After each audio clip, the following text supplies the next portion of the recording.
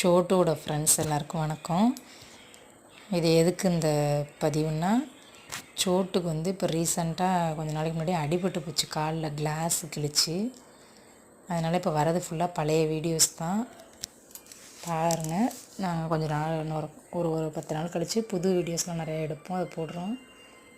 சோட்டு சேட்டை பண்ணுவான், இப்படி தான் நம்ம பார்த்துருப்போம். ஆனால் அவனோட பொறுமை, அவனோட அன்பு இதெல்லாம் நான் அன்றைக்கி கால் அடிபட்ட அன்றைக்கி தான் பார்த்தேன். கால் அடிபட்டு நம்மளாக இருந்தாலுமே துடிச்சு போயிடுவோம். அவன் சொல்லவும் இல்லை, காட்டிக்கவும் இல்லை, ஒரு சத்தம் கூட கேட்கல. வீடு ஃபுல்லாக ஒரே தரையில் ரத்தமாக இருக்கும் தான் நானே பார்த்துட்டு கண்டுபிடிச்சேன். யாரையும் கடிக்க மாட்டான், ஒரு விளையாட்டு கடி தான் கடிக்கிறானே தவிர நம்ம பாப்பாவையும் யாரும் வரவங்களெல்லாம் அவ்வளோ ஒரு அன்பாக வரவேற்பான். தாவுறது பண்ணுறது எல்லாம் ரொம்ப பொறுமையான பிள்ளை. அன்றைக்கி தான் நான் அவனை பற்றி புரிஞ்சுக்கிட்டேன். கால் அடிபட்ட அன்னைக்கு ஒரு சின்ன சத்தம் கூட இல்லை, ரொம்ப கஷ்டப்பட்டு காப்பாற்றியாச்சு.